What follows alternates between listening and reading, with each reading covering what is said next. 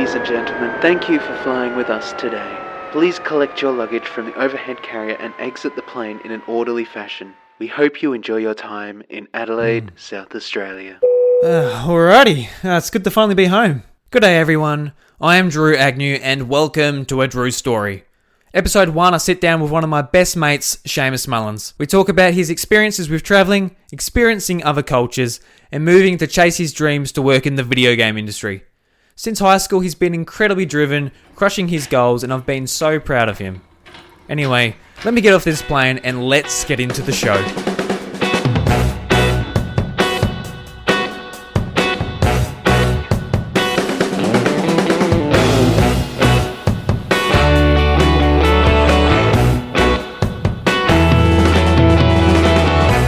Seamus Mullins, welcome to A Drew Story. How you going, man? I'm good. Thank you so much for having me on the show. No worries at all. This is the first episode I've recorded. Excited to get into it, and yeah. Yeah, you've been telling me about this for a while, and you've been excited for it for quite a while. So yeah, I'm really, it's really nice to be part of it, especially right from the start. Yeah. So today's episode is all about travel. Some of the adventures Seamus has gone on throughout his years. He's getting old. Yeah. What are you, 30? Not 30. 23. 24. Oh, you're 24? Yeah, that's 24. Right. It's been your birthday, March, right? Yeah. Yeah, some friend I am. Jesus. Well, I've gone. It was your birthday next week as of recording until you mentioned it. Oh, Seamus. Yeah. But first off, Seamus, before we get into all that, I've just got 3 icebreaker questions to ask you. Okay. So, answer as much or as little as you'd like. And this is so everyone can sort of get to know a bit more about who I am and stuff before we jump into the stories, as it were. Yeah, yes. Cool. So, Seamus, what is your favourite food? That's I'd be disappointed if anyone said that wasn't a difficult question, but it's also something I think about relatively often. Favorite cuisine is Italian. Oh, really? Yeah. Wow. Okay. By far, like I don't know how you could go past pasta, pizza. Oh, just those you can't go past lasagna. Them, no. Yeah, just those things in general. Pizza would probably be up there. Chicken wings, but pizza. Yeah. Yeah. Well, what type of pizza is your favourite pizza then? Meat lovers, but I like a good veggie pizza as well. Something that has like pumpkin on it. Oh. Yeah. Yeah. Pumpkin on pizza is I definitely like a supreme type of thing, like a mix between meat and veggies and all that. Like capsicum. Absolutely love capsicum on pizza. Man, you can't go past that. So good. Now, and I just want to get this out there before we really get into it. No, not pineapple. Just no. So you've hopefully just turned off half the people who are listening. I've got nothing against pineapple. I don't like it myself, but the problem with pizza is it's a social food, so you got to share it. If you've got a pizza to yourself and you're eating your pizza with pineapple on it, got no problem with it. I'll look at it and go, you know what? So I look at say Malcolm. He's got his pineapple pizza. But I don't like pineapple, but I'm glad you like it. As soon as Malcolm says, do you want to get a pizza together? And he suggests Hawaiian, I'll say to Malcolm, no, Malcolm, no pineapple on the pizza. I couldn't agree. I think I agree with you more about this than anything else we've ever. Right. So your favourite food, pizza. Let's go with that. Okay. Yeah. I like how you say like Italian, and it's just like just meat lovers. Probably an Italian just like die at the thought of just like a meat pizza. I mean, I don't know much about Italian. Well, pizzas, calzone's up there for me with pizzas as well. Calzone is really underrated. Well, it's people should have calzones more. It's great. Yeah. I'm not a big calzone person, but maybe I just haven't had that good a one. I've had like a couple here and there. Maybe I don't know. I just prefer a pizza. Yeah. Next question, Seamus. What is the best year of your life? What has the best year of your life been? Now, this is a big question. Wow, yeah. I thought the first question was huge. Wow, okay, that's a lot to think over. I often say to people the years I was living at a residential college when I first moved up to Adelaide. So originally I grew up in Millicent with you, Drew, in the country town. Mm-hmm. Fairly small, around 5,000 people.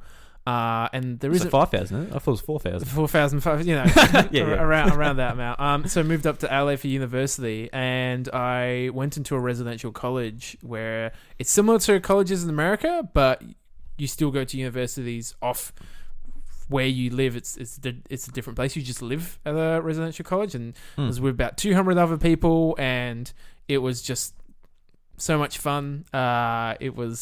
Everything was pretty much prepared for you and organized for you socially, food-wise, so you could just focus on food and making friends and making connections with people. And yeah, just the best years of my life, just pure fun. I'm very lucky to have had that opportunity to do that. Yeah, just from like, I guess watching you like throughout those years, this is probably like the years you probably like learnt the most and grew the most as a person. Just experiences, obviously moving out of home and all of that fun stuff, which you've got to learn once you become an adult, type of thing.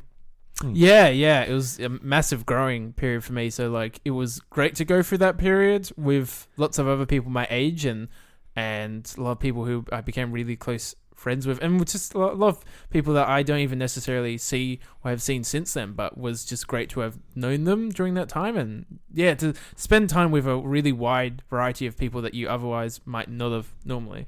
Yeah. Good answer. I like it. And actually, I'll make it 4 questions, so this won't be the last question. Okay. So the next question is... Breaking your rules before in the first episode. Yeah. Before we've even started. Well, what is one goal you would like to accomplish in your lifetime? So like, I've put some like pretty hard questions in here. That's why I want to make the last one a bit more fun for you. That's still kind of hard. No, that's more fun. That's more fun. It's still a big question though. Yeah, for sure. It's something... has changed for me definitely over the years. Like, it's changed constantly over the last few years since finishing high school and going out into the big wide world and doing further study and working and getting a lot more experiences and traveling quite a bit as well. Getting a lot of experience through that life experience.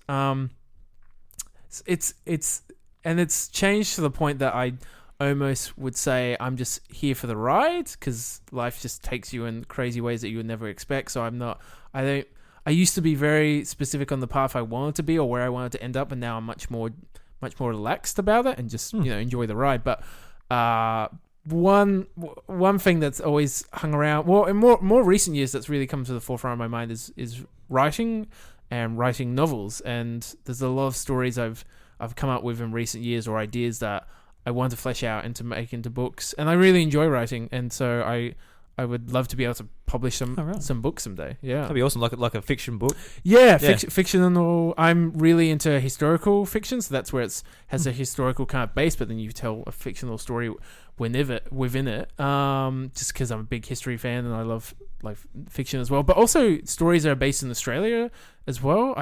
I'd love to just see more Australian stories, even if it's fictional, just within Australian settings, whether it's Adelaide or Melbourne or rural Australia. Like that's something. Those are the type of stories, or the stories that come to mind. I often think of. I like to set them in those locations and be Australian, just because we're Australian, and so it's just something that naturally comes to me, and I really like that. Yeah, for sure. Like back in school, like Storm Boy, for example, where it's like it's set relatively close to where we are. It's like it's kind of cool, and you don't get a lot of that like here, just because of like the less amount of people to actually be writing and making stories to be based here. And like American literature and media in general is often and has been the dominant media that we see, whether it's like Game of Thrones or Harry Potter. Well, that's British, but British and American has just always been sort of dominant. I'm sure there is a lot more Australian fiction out there now than ever, but I guess that's just something that I'd like to do and position my writing around as well. Yeah, for sure. No, great answer. I like that one. That'd be a good goal to have too, because it's not career based. It's not this necessarily. It's just like a product you want to put out there, put into the world. Yeah. I don't know if it's like something I would want to just do full time, but I've never done it full time, so I won't know, I guess. But it's something just I love and I love doing in my spare time and would love to see through. I would imagine it'll be difficult, like doing something creative like that, where like every day you got to sit down. It's like, all right, I've got to turn my brain on and make it work. Where some days it just might not happen. The hardest thing is consistency, and I feel like the older I get, I'm more to realize that's just life in general, and that like the best times when you're writing are when it just something just comes to you, as I'm sure in any creative field, you just have an idea and you just think of all the possibilities of it and what you could do with it, and that's really exciting. And then actually fleshing it out and seeing it through is the hard work. And actually sitting down and just writing something, it can take depends how big it is, but regardless of how big, you have to spend a good amount of time just writing out drafts, and inevitably your first drafts are terrible, and it takes a while to actually flesh out your ideas to what you originally envisioned it to be. So it does take a lot of hard work. Yeah, for sure. Like, I guess it's one of those things where it's like you're not going to be awesome at it straight away, but you got to work at it. Yeah, like anything. Yeah, for sure. And I want to ask a fourth question because I want to ask a gaming question because you're a big gamer like I am. The question is going to be, what is your favorite game? But it's not going to be like your favorite game all time. What's one that just comes to your head straight away, which is like, this is an awesome game? The Last of Us does come to mind, and I think it comes to mind partly because that's just the answer I've always had for this question. That's fair enough. Yeah. Yeah. I'm trying to think of other things that might come to mind in recent memory. Oh, actually, What Remains of Edith Finch. Oh, very nice. In more recent years, because The Last of Us is very much a classic now. It's been 6 years as of last month, I think, or about now. Yeah, will be. That it came out, so it's been a while. 6 years, I can't believe that. Yeah, that's crazy, isn't it? Yeah, well, that's the thing. 6 years in the grander scheme of things isn't that big, but in games and technology, like that's a huge amount of time. Like a lot happens, a lot of innovation, a lot of new games comes out in that time, and consoles and hardware. But What Remains of Edith Finch came out 2017. It's relatively short, 2.5 hours, type of thing you can just play in one sitting, and it just blew me away. The story, the interactivity, how immersive it was. Like, it wasn't just one of my favorite games. Once I finished it, I was like, wow, that was just one of the best experiences I've ever had. Yeah, like I absolutely love those games where I haven't played Edith Finch yet. I think you haven't played Edith Finch? No, I haven't. I think I got it on PlayStation Plus because it was free. Yeah. Within the last 2 months or so at the time of recording, but yeah, it's definitely one I want to play. It's always one I wanted to play. Please play. I will just for especially now that you literally just own it you got it for free. Yeah, unless I forgot to redeem it, I can't remember. That would be disappointing. Yeah. That would be. So yeah, good answer. Thank you. No worries. So let's move on to the topic of the show, Seamus. So the story you would like to tell is basically your adventures and your experiences traveling. Yeah, so when you sort of came to me with the idea of the show, it took a bit for me to sort of think about what would I think would be bring to the table that would be sort of valuable, because we're both relatively young still and have had limited life experiences to a degree, I guess. So I was trying to think of something that would be that I have a bit of experience with, and that is what came to mind. Is I have traveled a reasonable amount in my life, and a lot of it is for work and for following my career and my passion. So yeah. Well, you've gone a few times just for holidays and that. Like you've gone. Yeah, as well. Yeah. You went to Japan and where have you been? Like better than me. I'm not going to try and list them. So I've travelled in Australia a bit, but I would always like to travel around Australia more because it's Australia's such a big continent that I'd love to see it more. So I've travelled in Australia a bit. I went to Indonesia 3 times when I was relatively young. My mum, she actually has been very interested in Indonesian and Balinese culture specifically, and has learnt Balinese and Indonesian over the past few decades and taught it, as she's a teacher as well. So we travelled there. She's travelled there a lot herself, and so we went over there as growing up, my family and I, a few times, and that was great. That was actually really eye-opening as like an 8-year-old, I think, was when I first went, from a small country Australian town to Bali, Indonesia. And this is a few years ago, a bit before it became the tourist trap it sort of is now. So I went to Indonesia a lot, 3 times in my early years. I've been to Singapore, and in the story that I've told you before as well, and we can go into that a bit more later. I've been to South Korea, I've been to Japan, I've been to Vietnam, I've been to New Zealand most recently, spent 6 months living and working there very recently. I've been to London, UK. I only went to London. I didn't go to anywhere else in the UK. So it's kind of like I just say London. That's might be my one trip to Europe, and that was a work trip.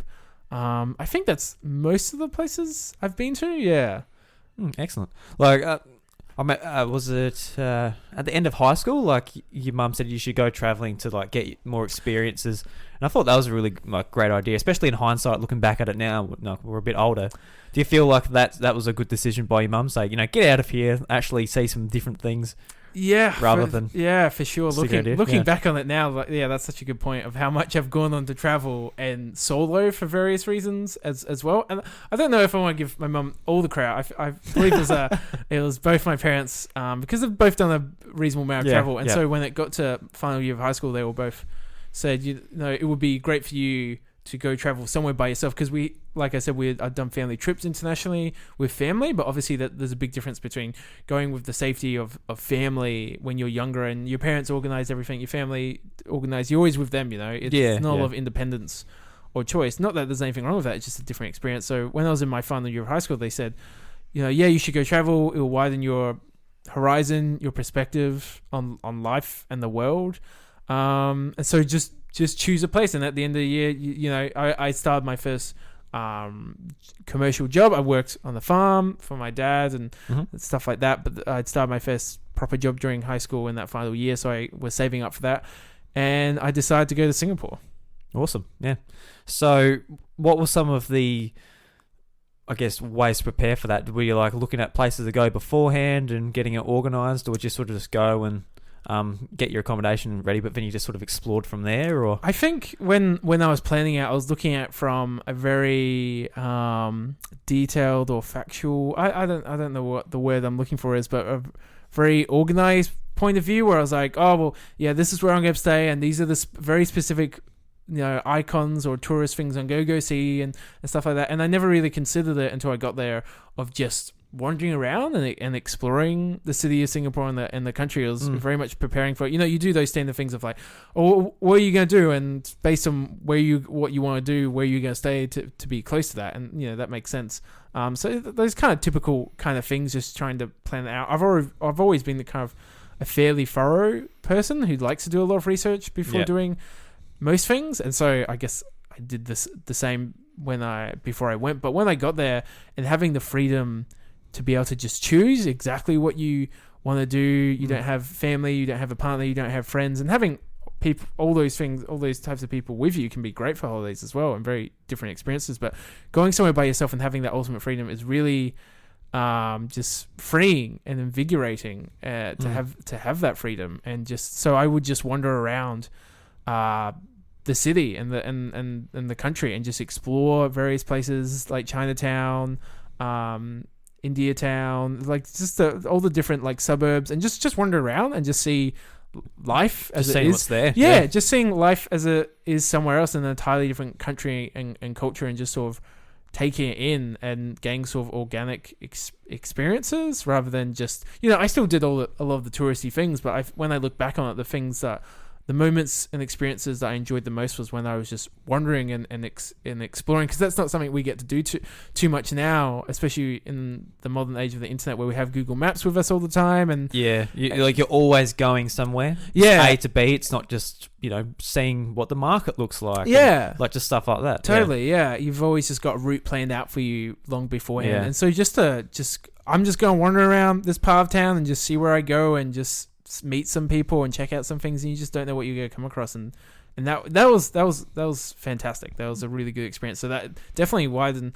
I don't think I appreciated how much it widened my perspective on life in general, and made me think more beyond my humble beginnings to a degree. So it was looking back on that, I can't imagine how important it was for me looking to how much travel I've done since. Yeah, and just like talking about like the I guess sense of freedom, I felt like that when I went on my trip up the east coast of Australia.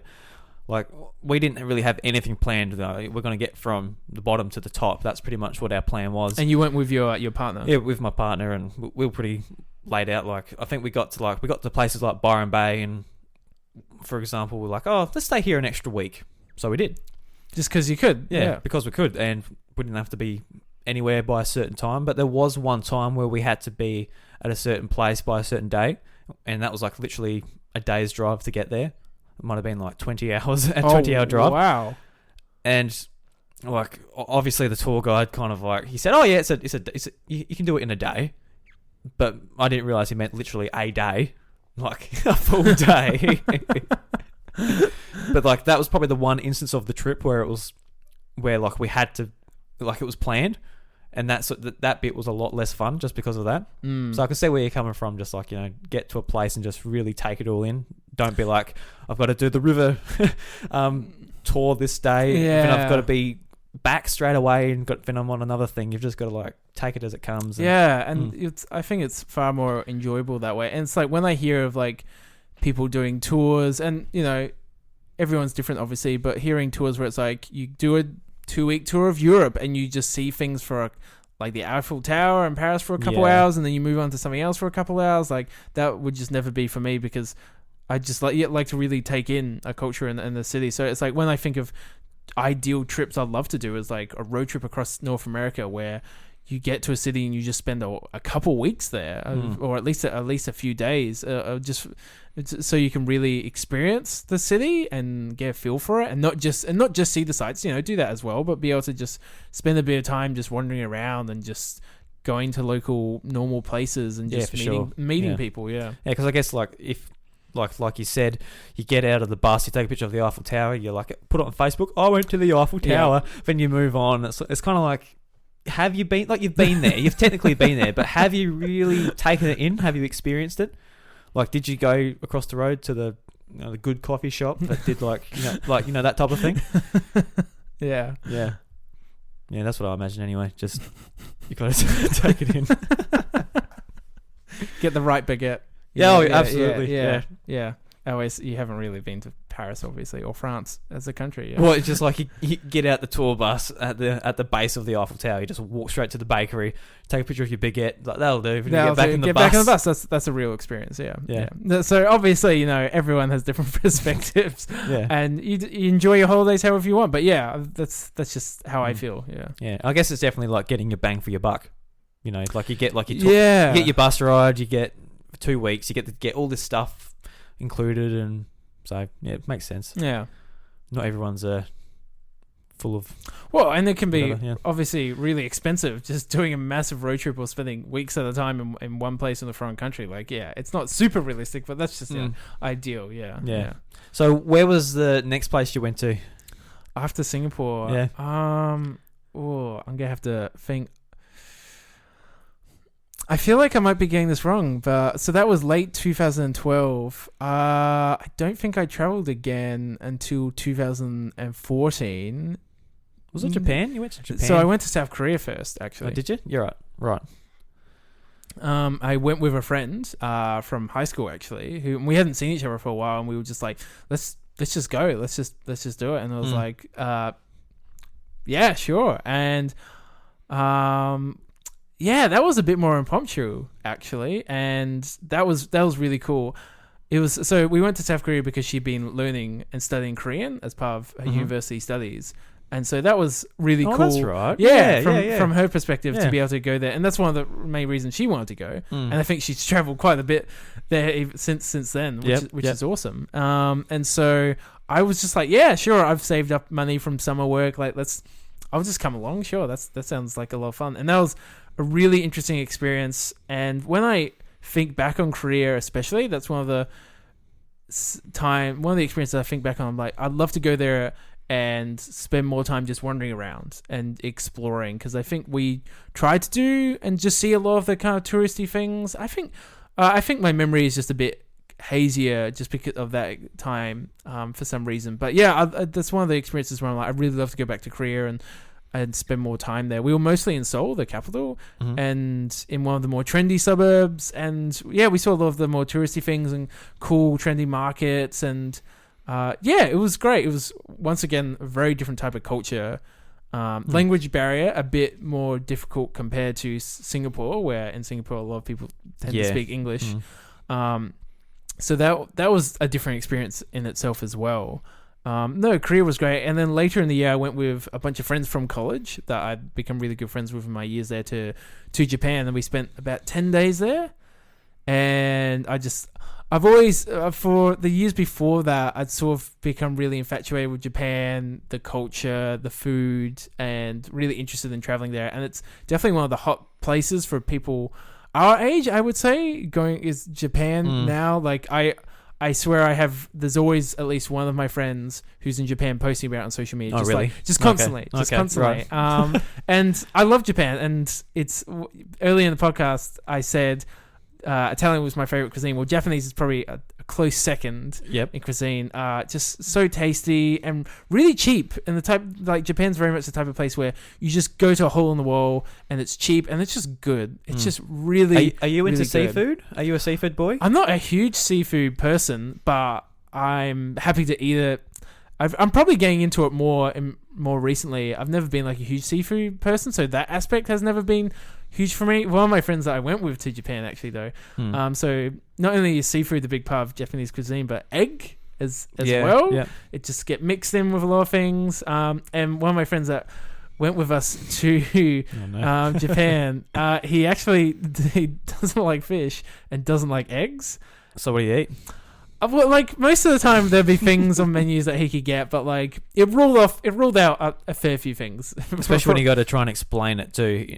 Yeah. When the language barrier's there. Yeah, sometimes you get things and it'll just have the egg on it, and he'd just have to like pull it off, or it's already mixed in or something like that. So you're like trying to pick it out of your rice and stuff. Yeah. But that was just how it was. He understood language barrier isn't always an easy thing, but the food was fantastic. Cost of living is actually fairly low in Japan from what I know, especially when it comes to food and drink. At least, as long as you're not going to crazy expensive restaurants, you're just going to holes in the wall, and it's great. Really, really fantastic food and beautiful country. Once again, really different culture, different mindset. Everyone is just so polite and respectful. Not to say people in Australia aren't. It's just Some different. It's just different. It's a different culture, a different mindset, and I really enjoyed that. And I really enjoy and appreciate Asia throughout Asia and the many different cultures throughout it, just because it's so different to ours.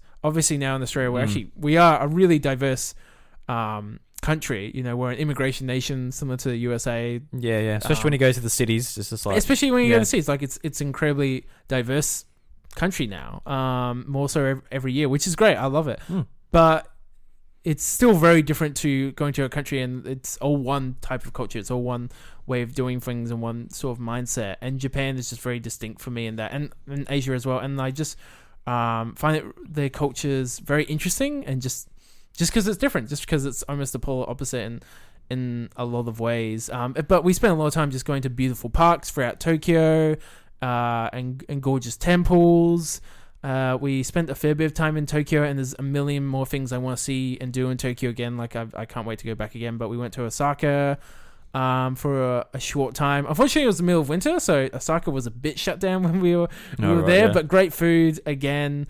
Kyoto, we were only there for a day, and I wish I could have spent more time in Kyoto. There was just so much. I'd love to go there. Yeah, that'd be like one of the place I'd want to go the most, I think. Yeah, just like Tokyo would be cool to see, like huge city, and there's like the capital, and there's just hundreds of things I could recommend of just like touristy fun things to do in Tokyo. Yeah, but like Kyoto with like the gardens and everything, I think it's just like a nice place to take in. Yeah. It's beautiful, like much of Japan. So I'd love to be able to go and spend more time there. And there's plenty more places throughout Japan, especially that I'd like to go. We went to Mount Fuji very briefly. We probably left a bit late in the morning to get there and see it properly. We still saw it. Yeah. we got fairly close. We didn't climb or anything. You're looking out. It's like, oh, there it is. There it is. Yeah, oh, off nice. we go. Yeah, back we go. That's a mountain. Wow. So yeah, that was the next period of travel I did, was in 2014 to South Korea and Japan, two places fairly close to each other. Yeah. And somewhat similar in culture, but very different. Very, very, very different. And they were great. And it's been almost 5 years since I've been to both of them, and that time has just flown by, and I'd love to go back to 5 both. years, really. Yeah. No, I guess 2014. Yeah. Wow. Because I remember you said, "Oh, do you want to come?" Like, you asked me if I wanted to go to Japan. Yeah. And I said, like, no, because this or that. But obviously looking back on it, you're getting older, you've got more responsibilities, whatever. You look back on it, it's like, fuck, it would have been so easy. I could have compared to now, yeah. Like I had the money. It's not like I don't have the plane ticket. Like I could have gone. I've always wanted to go to Japan. Looking back on it, I'll probably just tell myself, just fucking go, dude. Just go. It's a lot easier than it is now. But yeah, I guess it's not really a regret because I'll get there eventually. Yeah. But yeah, I should have just gone with you, and I would have had that experience under my belt as well, which would have been good. Yeah, well, I'm sure there's plenty of times where I've done similar things like that as well. Yeah. And it's funny, when I was getting very close to the trip, I was actually regretting it quite a bit, and I think it was mostly because of money, and I was thinking I was wasting money and worried about spending all my money and stuff. Right. But then I went, and it was great, and I didn't regret it at all. But there's definitely we've all done those moments, and like you said, I'm sure you will go there eventually. It will happen. Yeah, I mean, and do more travel throughout your life. Yeah, because I know like Chantel, she's not so keen on Japan. She's got like places in Europe, and that she'd prefer to go. So it might be like a give or take. Might have to go somewhere else before I get to go there. But we get there eventually. Like it's definitely a place I want to go, just for like my interests in the culture, and obviously gaming plays a big part of that. But that's obviously not the only thing I want to do there. But yeah, just like take in the culture, because I've like heard so much about it just throughout being interested in it. Go to hot springs. Yeah, and I was talking about like the fish side of things, because I love Chinese food. I love like rice and all that, but I'm not a big seafood guy, and I'm not a big sushi guy. Right. I don't know if it's because sushi around here obviously isn't as good. Isn't as authentic. Yeah, authentic or like whatever. I got no idea, because obviously I haven't gone to Japan to try it. But I remember in primary school, there was a Japanese. I guess he was an exchange teacher. I remember. Do you remember? What was his name? Was it Sumek? I can't remember. No, it's been I can't remember. So long now. Yeah, it's been for ages. I remember he like rolled us up some sushi. I think it was just rice and seaweed. I'm like, oh, that's nice. It just tastes salty. That's fine. Tastes good. I can eat this. But I had it like probably not long ago, probably a bit after high school, 4 years ago, whatever it was. And I remember it just tasted like vile. I spat it out.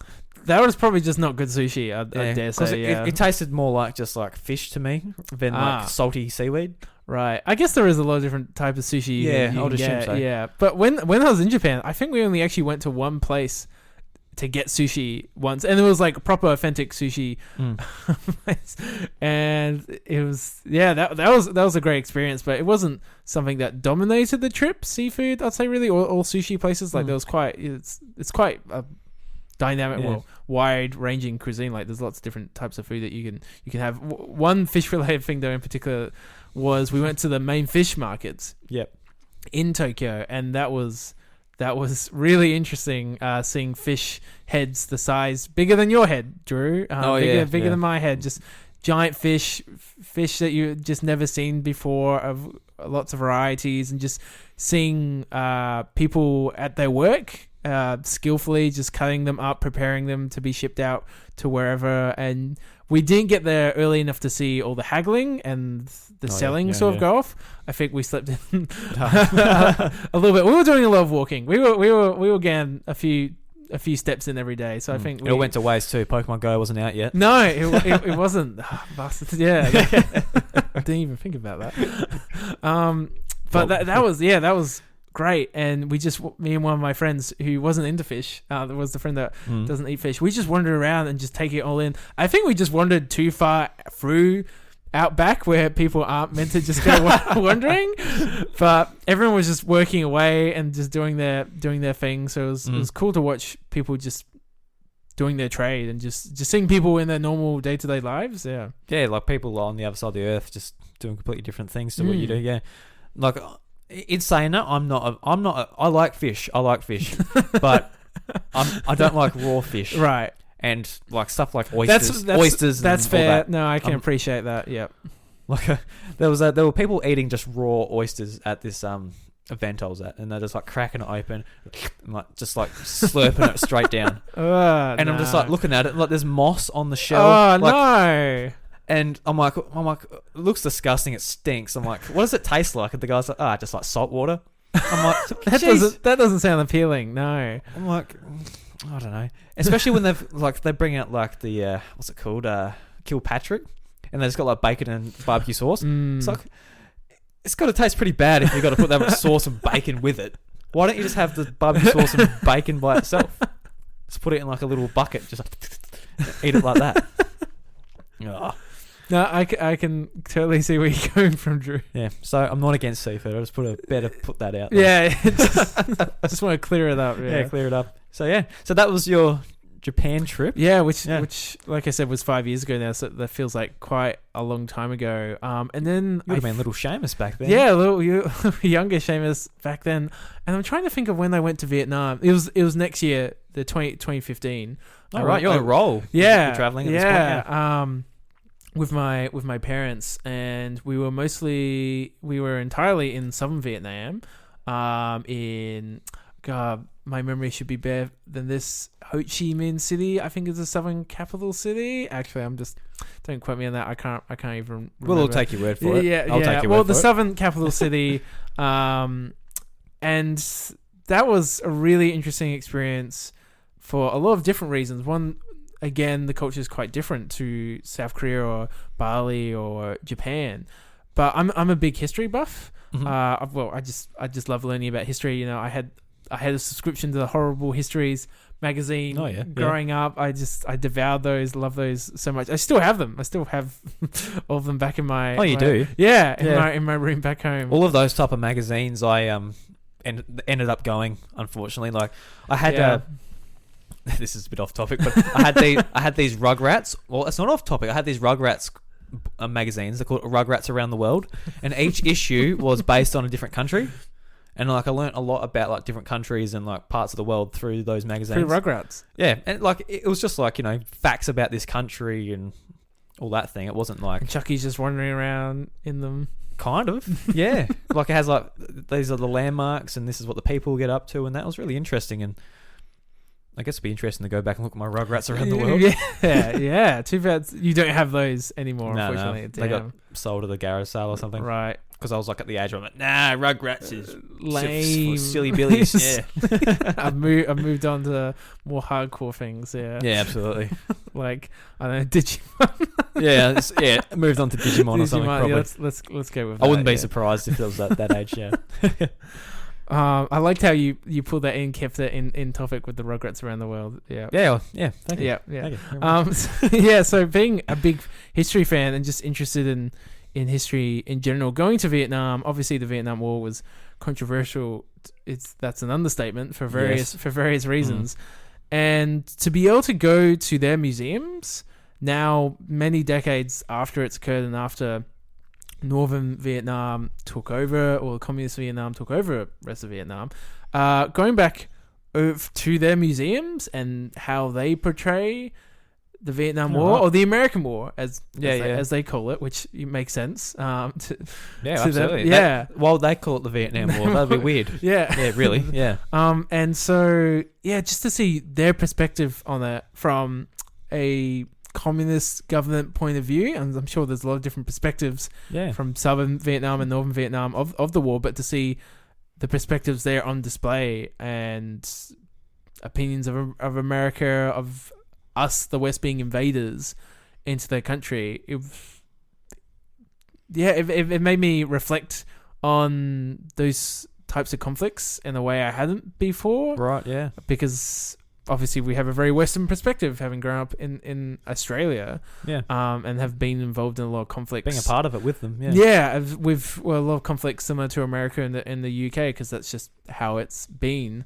And so to see it from that different perspective, you know, even on our own internet, how often places on Wikipedia are often written by people from the West, and so it's just often very different perspectives to people that maybe the country that war was taking place in, such as... Well, if you're in a village in Vietnam, you're not going to be on your laptop writing up Wikipedia articles necessarily. Well, maybe you are now in 2019, but typically those types of websites are, I found, to be often updated by Westerners and be popular with Westerners. So that's a massive generalization, but it was just interesting for that element. It was bloody hot. It was the middle of the year for them. It was the hottest season, and it was hotter than normal.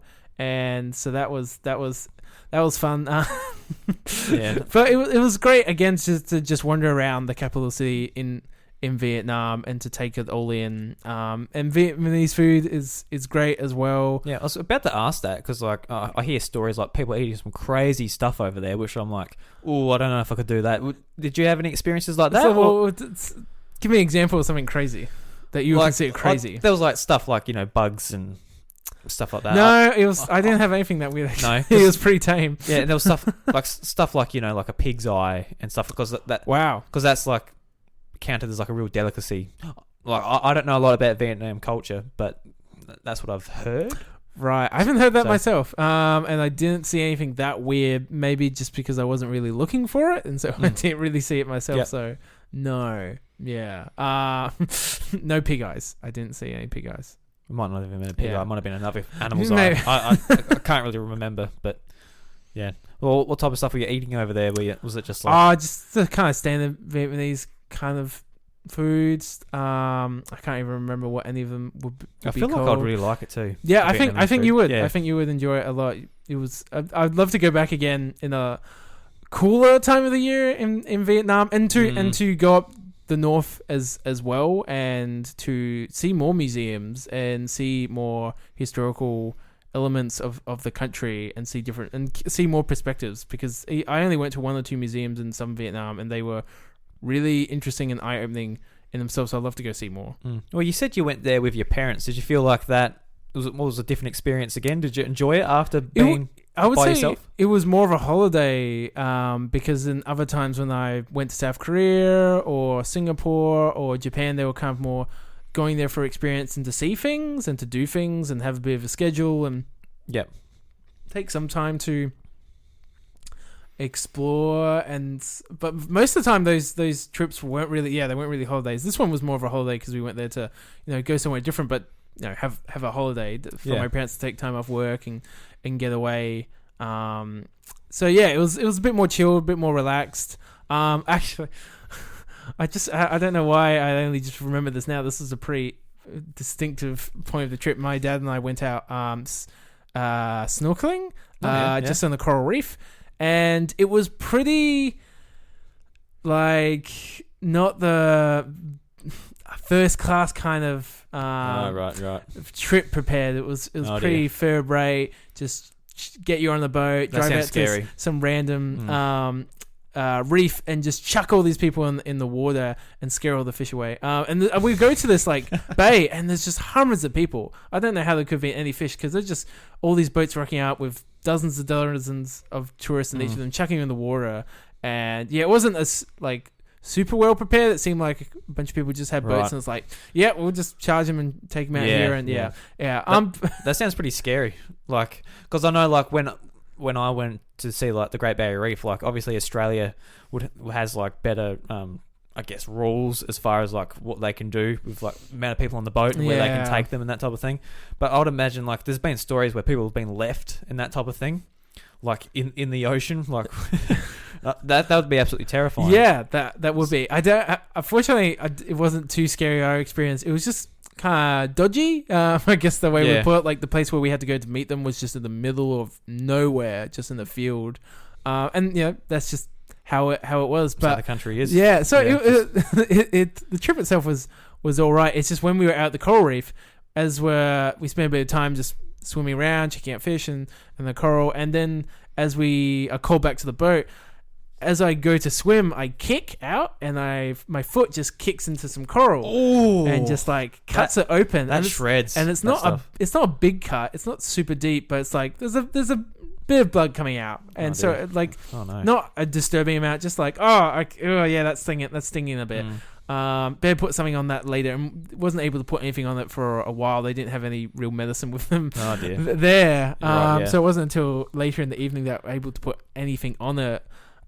Disinfection stuff or anything like that, and the next morning it just blew up and was infected. Had to get a doctor to come in to where we were staying at the hotel, and I had just laid in bed for a couple of days. Yeah, because it was pretty bad. So I just had to lay in bed for a couple of days towards the end of the trip, and my parents just sort of went out and enjoyed themselves. You've got this big swollen toe.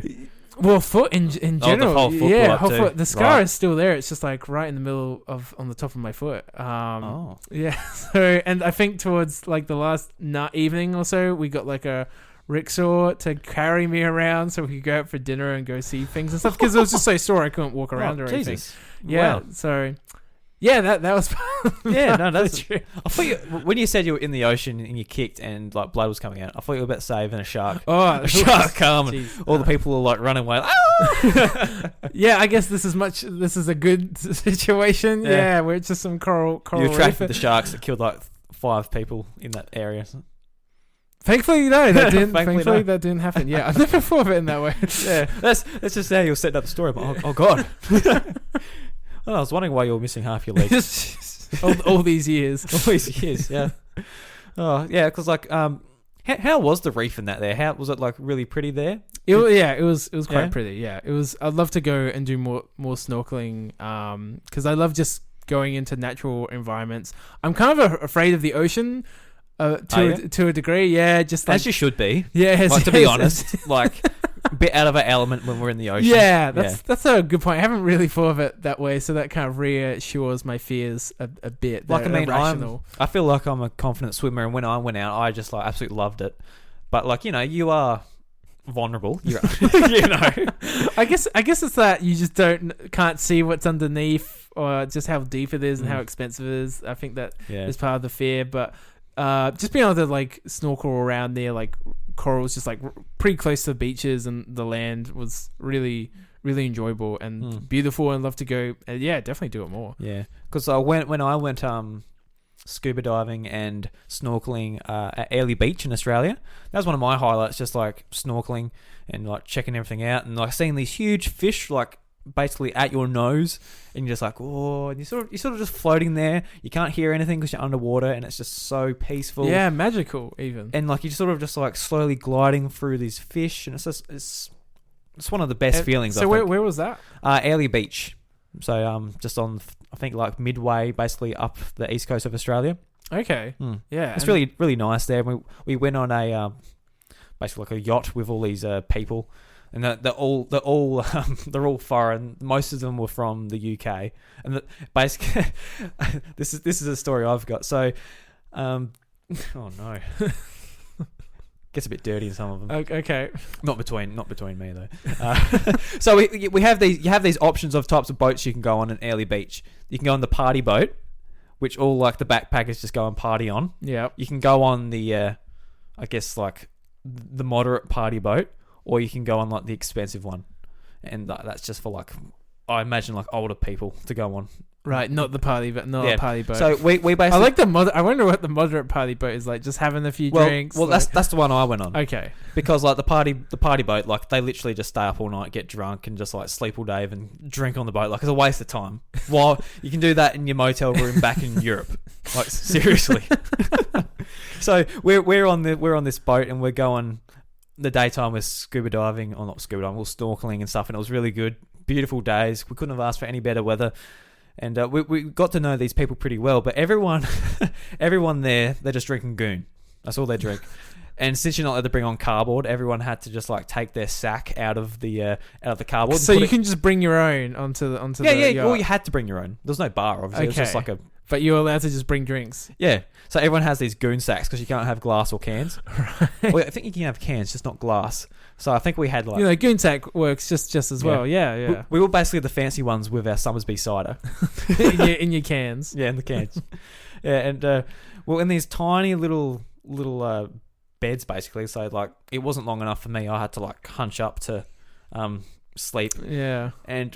Chantel and I, we went to bed early that night because all right, we've got to get up 6 o'clock. We're going to see the sunrise on this beautiful island. It's going to be great. So we go to bed, go to sleep. We try to get to sleep, and the party's going on to like 12 o'clock. We're like, all right, the moderate party boat, because this other party boat that literally parties all night, doesn't stop until they pass out. That sounds like a good time to measure. Yeah. Well, maybe it would be. Maybe it would be. No, I definitely see your point from before. Yeah. I'll probably go the moderate party boat as well. So this other couple, you can hear them like staggering to bed, and like the walls are thin as anything. Paper thin. You could probably like punch a hole in the wall, but you don't. Anyway, this other couple start like, you just hear, oh, and you know where it goes on from there. And we were, I like it, just like, oh, and you know the rest, Seamus.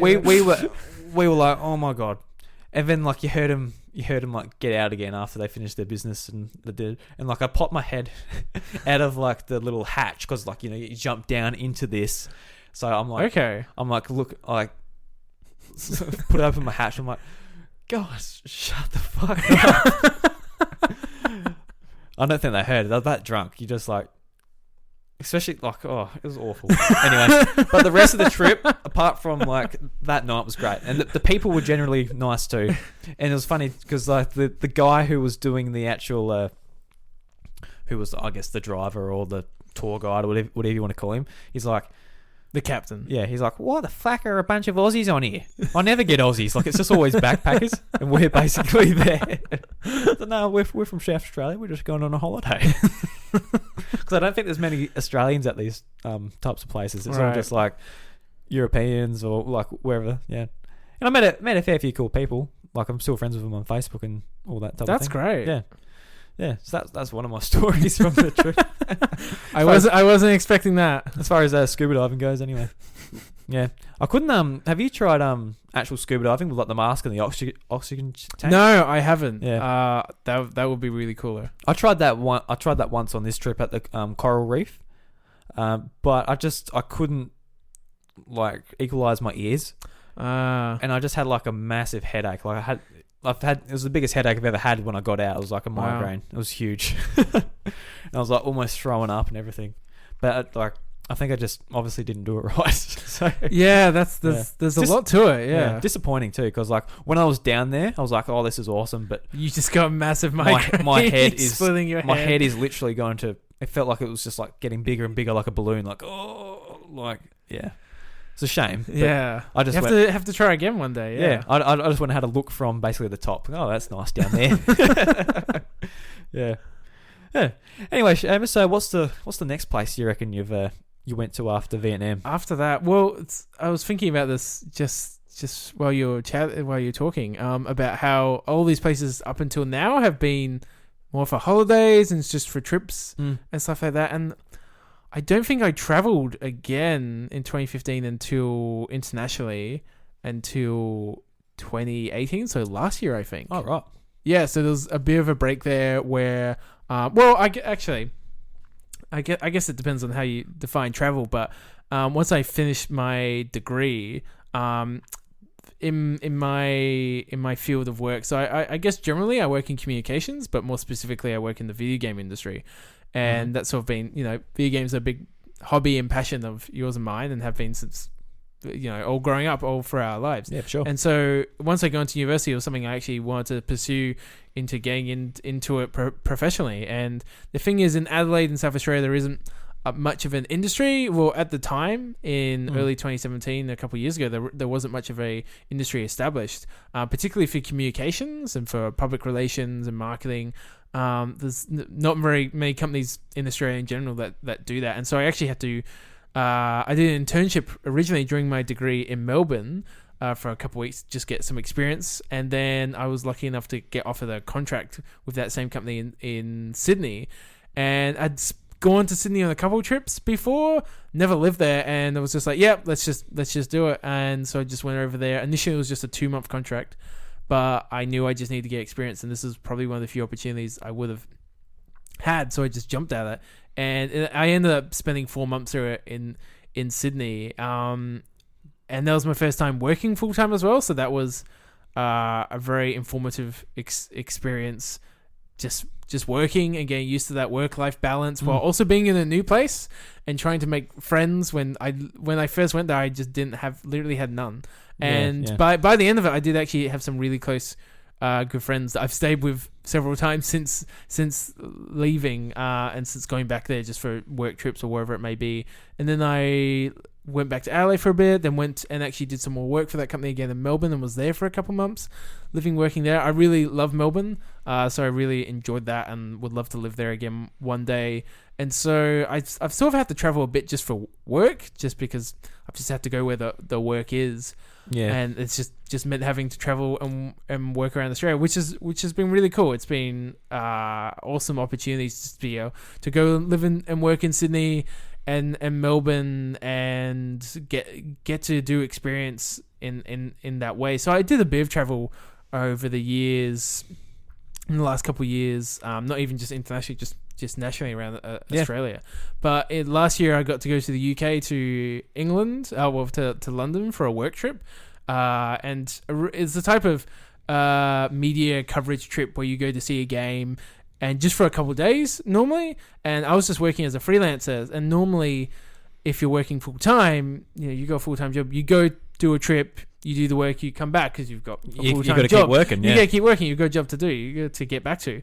And because I was a freelancer, I was like, job's done. Yeah. Well, and normally these companies, so in these situations, it's the companies who are showing the game, the creators of the game, and often very big publishers who have a lot of money, so they're pretty relaxed about flights, which is an awesome privilege to have. And it's a pretty standard thing in media and for journalists to be flown around to be able to go cover things, but especially in entertainment industries, because you have to go see a product from a developer or whoever to be able to actually review it. Yeah, they seem to be a bit more tight lid, a bit more of a tight lid on the video game industry. They're not just gonna like let it go and show you over in Australia. Whereas, it's normally pretty tight affairs where they take you to very specific locations in the hope of it not being leaked and just being able to keep it in one location. It's easier for them to keep a lid on things that may be under embargo. Yeah. But normally they're pretty relaxed. So if you want to just stay for a bit longer, they just can move the flights around. So I ended up just asking to stay for an extra week and a half or so. Yeah. And that was great. And London is a magnificent city. It's just so much to do. Similar to Tokyo, there's just a million things to do. So many great things to check out. I actually spent a lot of time just going to the main national or royal parks, which is 3 or 4 just massive, really well taken care of parks. All the parks in London that I saw, just like your standard park you go down the street in the suburb, they were huge, really well taken care of. So I really love checking them all out. Like Hyde Park, right in the centre of London, and being able to ride bikes around there in early summer. People are out bathing in mid-20s. Yeah, it's crazy, isn't it? However, to be fair, it was pretty humid and warm. Yeah, it will be. Yeah. Still, probably it's not like 20 here where it's like, I better put on a jumper. yeah, a bit different. Yeah. So I had a great time just exploring all the parks there and going to a lot of really historic locations and museums. 'Cause there's so many museums. Drew. I couldn't even. An unbelievable amount. You need a month just to see all the museums in London. The amount of history in London, I believe you. Yeah, exactly. And so being really into history myself, that was awesome. And being able to relive a lot of things and go to a lot of locations I've heard so much about. And it's very, very different architecture compared to here as well. Very historic architecture as well. So just dates back a long time compared to here. Compared to Australia. Look around here, it's all we don't date that far back in regards to immigrants in the recent couple of hundred years. If you go to Tasmania, you see a lot more of these types of places where it's older buildings and ruins and that. But here in South Australia, where the convicts and that weren't as much, you don't see as much. No. Compared to England and London, definitely. Yeah. So to be able to take in all that history and that, again, very different type of culture was great. And London is so diverse. Like I was talking before about how diverse Australia is, and we're being an immigration nation, particularly when you go to the capital cities. London was just so diverse, the most diverse place I've ever been to.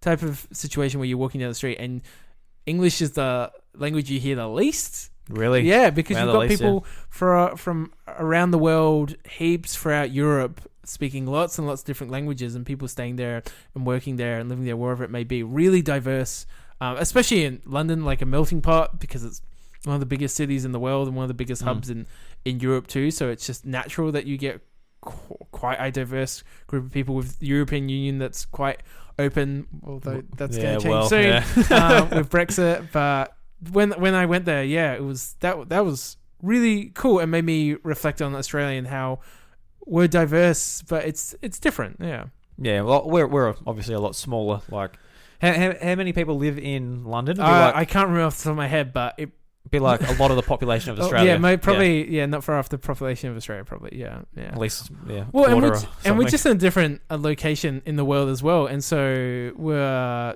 getting a lot more immigrants to Australia that are throughout Australia and the subcontinent and the Middle East, just because they're closer, and so that makes sense. So the demographics and diversity here is just different. Yeah, I absolutely love like how Australia's so unique. How it's like its own island. It's the one country that's a continent that is its own country as well. Yeah. Like Australia is crazy how big it is, and it being just one country, and you compare it to one of our closest neighbors, Indonesia, which is 240 million people, if I remember correctly. Yeah, Jesus. And to be fair, there is a lot of islands, tens of thousands of islands that make up that country, but nowhere, probably not even the size of Queensland or Northern Territory. Maybe I'm getting that wrong, but Australia is it's crazy how big it is. Yeah. And sometimes I think about what if Australia, like the middle of it, wasn't just desert and like there were like capital cities littered throughout it, like similar to America, where like there's just like all of it's just taken over by people pretty much. Yeah, it'd be crazy. Like very different. Because we think about like down here where we are in South Australia now, like we've got we are recording. Where we have. We have like small towns. We have Adelaide, 4 hours north of us. And north of Adelaide, there's like places littered along like the coast. But like if you go inland, it just like you don't have to go too far, and it just like dies right off. It drops off. You go to Broken Hill, and you keep going from Broken Hill. There's really nothing there. Whereas if you do that in any other country in the world, United States or England, where it's so densely populated. Yeah, it's not going to happen. You're not going to escape people. Yeah, well, I guess in the Middle East there is a bit more of that with how deserted it is. Yeah, how many true. deserts there are as well. But obviously Australia is just so for one country to be like that and so big. Yeah. Like I often I feel like I should go and explore sort of like the more central Australia. But I think like I mentioned that earlier as well, that I'd really love to travel, even though I've done like a reasonable amount of travel, especially around Asia. I'd love to do more around Australia because it is such a beautiful country, and probably sooner rather than later with climate change and maybe a lot of our natural beauties being eroded away, such as the Barrier Reef. Yeah, like even when I was there back in 2016, you could tell, like you could see it, like the colours just weren't there. Vibrant? Yeah, no, it wasn't. Yeah. As you would expect or have seen in pictures and videos. Like you could see it. And it's like, oh, like when you see it firsthand, you're like, oh dear. Because you can be at home and you can be like, oh, it's raining today. Oh no, what's going on? But when you say like these like huge things which are being impacted, then it's like a real eye opener. Yeah. Was to me anyway, because I was like, oh, it's actually not that colourful, especially comparing it to Airlie Beach, where like that's not as big as the Great Barrier Reef. That's not in the brochures and everything as much. But I'm like, oh, I think it was a bit prettier there, which is wow. Yeah, that's a bit scary. Yeah, that's very scary. Yeah. What type of food did you eat in London? I'm always interested in the food. I'm obviously a hungry boy. Yeah, obviously. I'm trying to think. I remember particularly like the last meal I had. I just went to a typical English pub just down from where I was staying. By the way, I was staying with the most lovely English family in near central London. They were just so wonderful, so polite, so English. and they were great. They were such great hosts. And where we were was like just very suburban London, which was great. I loved it. And there was a lot of just very classic English pubs around. And so the night before I left, and it's interesting, like it's different in England how they have very much franchises of pubs. Oh, right. Pubs, it's a much bigger population, so there's a lot more pubs there. And to the extent that there are franchisee pubs, and they're considered to be more fake by English people to be a bit cheaper, like fast food restaurants, but not as good as experience. Right. And so there's a lot of pubs and stuff around there, and That's an interesting concept coming from here. So, yeah, 'cause it's always just like, a business owned by like, a Local family or family. something. Yeah, like you might get probably the most closest you'll get to like a franchise is like some company owns it and they bring in a manager to manage it, but it's never like a franchise where there's like multiple under the same name. Yeah, You get like people owning it and hiring managers, but yeah, that was foreign to me. That was weird comparing, especially to Australia, where pubs are sort of part of our identity and culture. That Australian-ness, go down to the pub, have a beer after a hard day of work, and you're a big football fan, so I guess you went to the pubs and watched football and I stuff. did, actually. I'm a big Liverpool FC supporter, and when I was there was when we were in a very important final, the Champions League final, and I went to a pub in Fulham in central London with a friend who I met through university in Adelaide, actually, and he has been living in England, London for a year or so now. Is that you? No, it's a different friend. Okay. Yeah. And because he's English, he's originally from England, and so he went back there with his partner just to work and just something different to change things up. And so I went and watched the final in the pub, and it was great with authentic British football supporters, as weird as that sounds. Because like over here it's all AFL, so it's mostly AFL. Like soccer is fairly popular, but AFL and to a slightly lesser extent rugby are the dominant sports. Northern especially Australia, in northeast and eastern Australia. Yeah. So I remember when I was going up the east coast across the border, we went to a pub. I was having a beer. I looked at the TV and I just saw the rugby on. I'm like, oh yeah, they watch that here, don't they? Because I don't watch rugby at all because down here I don't even know if it's on. There isn't teams. Is it even on? I think so. No, it is. It is on. You'll have to find it though. Like it's not just on like the AFL. Yeah. But I had a friend, you know him from high school. I'm not going to say his name, but he went over to London for a couple of years. I think he explored a bit of Europe and that as well. And he was like the typical football player, and Seamus and I, we both play soccer. We played soccer like throughout high school. Whole lives, yeah. And basically these AFL football players were like, oh, soccer's, it's for like pussies, and it's like for this type of thing, like, the big macho, like we're football players and we're just like little old soccer players. And he went over to Europe for a few years, and I caught up with him like a week ago or a couple of weeks ago. Recently, yeah. Yeah, and he was like, he is really into his football now. Like soccer. He absolutely loves it. Really? And he told me, like, I used to think it was the dumbest thing, absolutely hated it. I made fun of you guys throughout all high school. Wow. And going over there, he's opened his mind to like to other sports, a sport that's actually played elsewhere in the world, not just just in Australia, not just a little Aussie pocket rules. of Australia. Wow. Oh, that's super interesting. Well, and that's the thing in England especially, but for like soccer is considered the world's sport, and definitely. But particularly in England, it is religion there. It is so well known. It is just it's such a big part of people's lives there because there's just so many clubs, and it's awesome. Like it's a great thing to be involved with, just like religious groups are, or sporting groups here, just be able to be a part of a smaller family, a community, and be able to do something with that community. And soccer in United Kingdom is the big one, is the main one. So it's like religion there, and so it was cool to be there and be able to go watch a game for a team I support and watch them lose. Like here, like I remember in Adelaide, I went to the Adelaide United soccer game, and it was pretty packed there, but it's nothing compared to like a Port Adelaide and Crows showdown, for example. No, like and they're great. They're great. Yeah, the atmosphere is awesome. Yeah, for those. Yeah, so that was really cool. To answer your food question that you had earlier as well, when we were talking about pubs, so I decided to go to sort of an authentic British pub nearby and get like a real authentic British meal. The last night I was there, and I get a lamb shank with like mashed potato and roasted veggies. And oh my god, holy crap! It was one of the best meals I've ever had. It was. I was not expecting it. It comes out. It's just like you stand looking sort of lamb shank, but it was just delicious. Well, you would have lamb shanks. Like Yeah. your mum would cook lamb shanks. Yeah, from time to time, it's something that's sort of part of Australian cuisine too. I suppose, Especially like your parents are farmers, my parents are farmers. Yeah. You would have a sheep and would have a shank and you'd cook it up. Yeah. And so I didn't know what I was expecting, but it was one of the best meals I've ever had. And whether that was because I was tired after the trip, and after after a long day, and anything tasted good, but yeah, it was incredible. I'm like, I wish I'd gone to this pub every day to get meals. I feel like the food in the UK wouldn't surprise us as much as it would like Americans. Like they're just like gobsmacked by the idea of a sausage roll.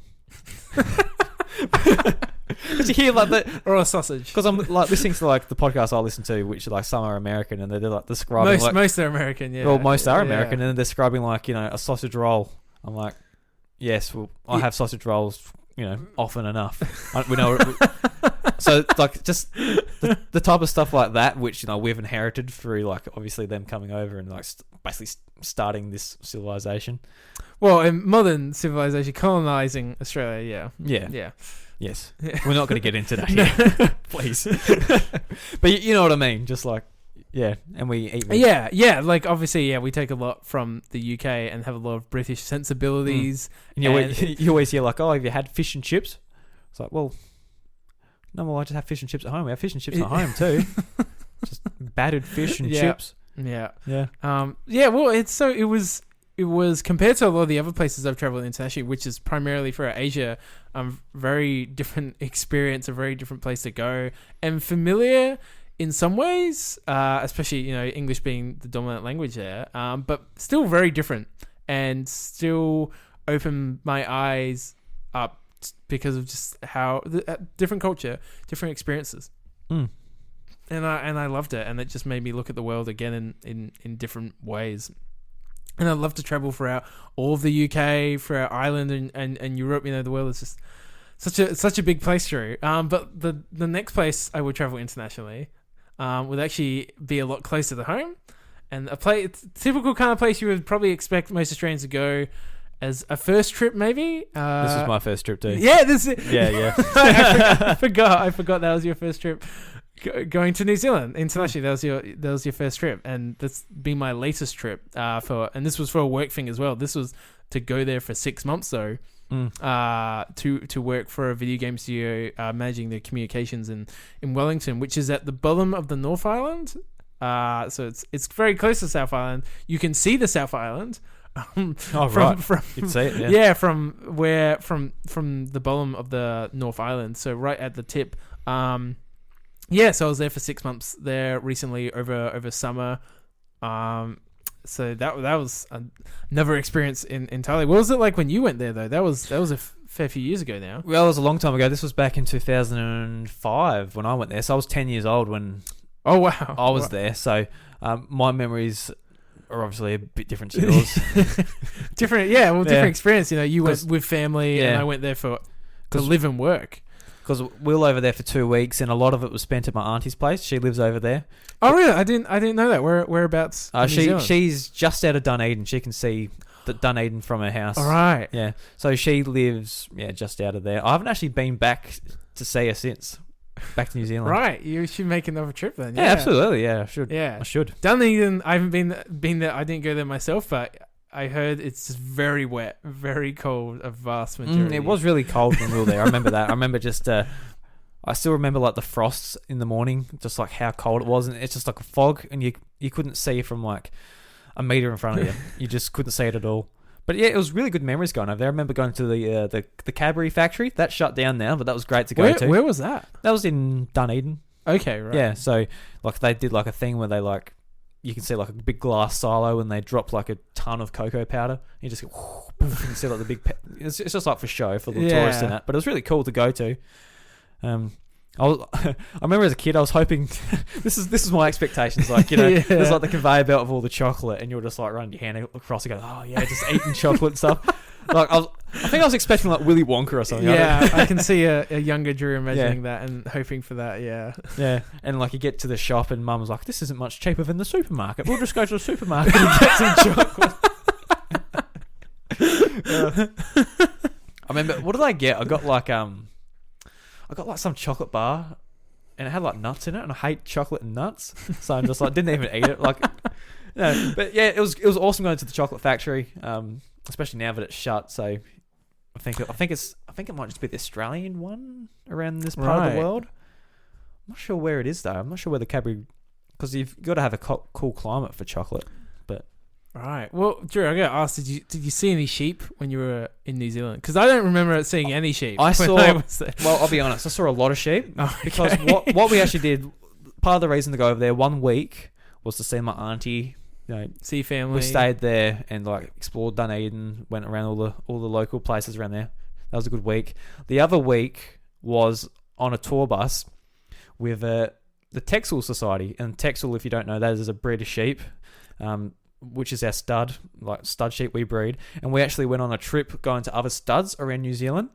Wow. Checking them out and saying, because the Texel breed is really strong in New Zealand, a lot stronger than it is over here. Yeah, in Australia. So we saw a lot of sheep. We went around to a lot of farms and just looked at sheep.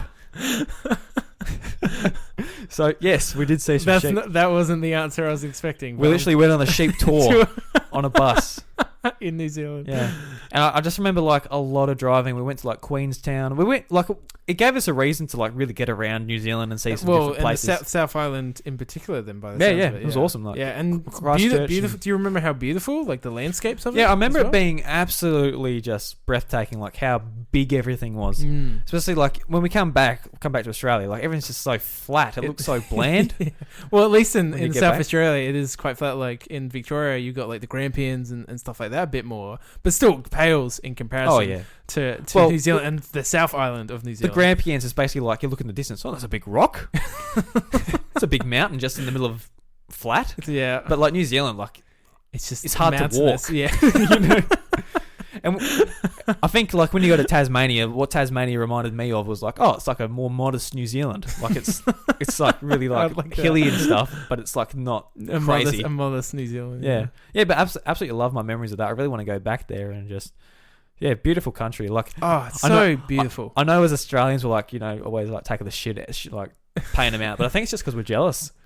Yeah, it's really nice over there. Honestly, it's fantastic, and it's so just green as well. Yeah, yeah. And that part of it comes from the immense amount of rain they get through the winter. And I was there over the summer, and I'm kind of glad I missed the winter because the winter, even in let alone Dunedin, which sounds like would be pretty darn wet throughout the whole year. Wellington sound pretty miserable during winter, just like, and it's so windy. It is like people say, oh, windy Wellington, and like first month or so there, I was like, oh, you know, yeah, it's kind of windy. It's windy every bloody day, you know. Is it? Yeah, it's it can get a bit annoying, like to the point that in the middle of summer, you go down to the beach, beautiful summery day, you want to just, and this doesn't get that sunny or warm, you know. If it gets into the 30s in New Zealand, it's like, whoa, like this is crazy. It's like 40s here. Yeah. Okay. It's like what would be like for mid 40s for us here almost. Like, oh dear. Yeah. Yeah, because my parents went over there pretty recently, and they said like, yeah, they were sweating over there, and like it was only like you know. Late 20s type of thing. Yeah. And so we would go out, like, it's a beautiful summer day, and it'd just be windy, and the sand would just be kicking up into your face, and it's like, you know, it's not the end of the world, but... Sounds like Beachport here. Yep, that's what it reminds me of. Yeah. But yeah, it's... So when people say windy Wellington, yeah, it lives up to the name. But what you're saying before about, like, Australians taking the piss and out of New Zealand a bit, it's funny seeing the kind of ads that go the other way. Oh yeah, I bet. And this is one that I didn't actually see myself. You know those ads in movies beforehand where it's like, oh no, turn off your phone, don't be rude. Yes, yep. Supposedly there is ads that are played that are exactly that before movies in New Zealand. It's like, turn off your phone, don't be a silly Australian. You know? don't be Australian. As if like Australians are so rude that they would just keep their phones on and so during movies, and it's like Australians use as that sort of butt of the joke all the time, as we often do to New Zealand. So it's pretty funny seeing it. Yeah, it works both ways. We know that. Yeah. Actually, just talking about like phones, like turning them off during movies. just going a bit off topic. Just real quickly, this is what happened. This is what happened to me the other day. I turned my volume down and put it in my pocket, put it in my back pocket. I mustn't have locked it. Drew. So what happened is like I turned down the ringer volume, but I didn't turn down the actual volume. Like media volume. Yeah, playing videos and stuff. So when I put it in my pocket, it must have played Spotify. And we're there watching the movie, and it went to like a quieter bit, and it's just like music coming from my pocket. I'm like, oh, you gotta be kidding me. So not only was I just like left my phone on during a movie, it was literally playing Spotify. Like playing music. I think it was Avengers. I was listening. I don't think anyone else noticed. I think it was just like Pretty quiet enough, but yeah, no, not a great moment for Drew.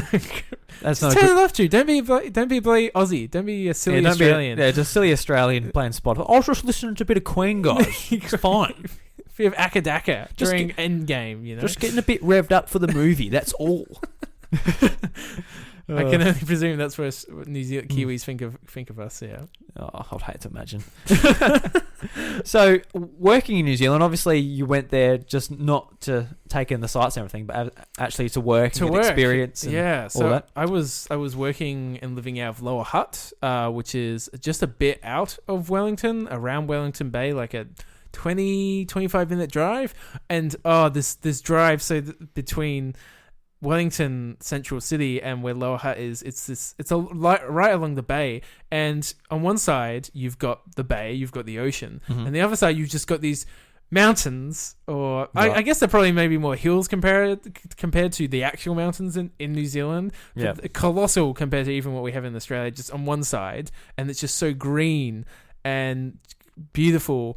And so every time I went between Wellington and Lower Hutt, I loved it because the view was just incredible either way across the huge Wellington Bay with islands in the middle and huge fishing boats and liners coming in and out, and you can see all of Wellington City as well. Like there's the shorefront as you're going along, like you can see it from where Lower Hutt is as well. It's fairly close. And this is just your trip into work. Well, I was living and working in Lower Hutt, so I wasn't going back and forth between Wellington and Lower Hutt every day, but every time I did, just because Wellington is where Lower Hutt is very suburban. There's not a huge amount that was really going on there, like some community events from time to time, but Wellington is very much a cultural hub of New Zealand, similar to Melbourne. It's compared to Melbourne a lot, much smaller. Okay. Wellington's only like 250,000 people, so much. It's like all the cities in New Zealand, I guess they're all like a bit smaller. Well, Auckland's quite big in comparison. It's like 1.5 million, but obviously compared to Australian cities, how many people are over there? Was it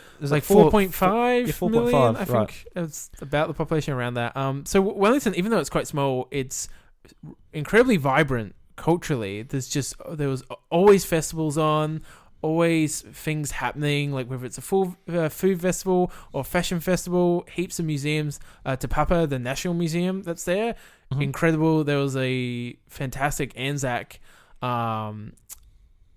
exhibition on one that I got to go to there that was unbelievable. Like, just to be able to see, obviously Gallipoli is a pretty important part, or considered a big important part of Anzac or Australian and New Zealand military history, and there's a whole exhibition about that, and just how they told it was great, and lots of awesome exhibitions on in general. So it's very much a cultural hub for New Zealand, and so often you just go there to go out for the weekend, or to go check out things, or to hang with friends and stuff like that. So, but just that one trip between those two, whether it's there's a train line that goes along there, or you can take buses. Like, it was breathtaking. Like every single time. That's just what New Zealand is like. You didn't really get sick of it over your 6 months.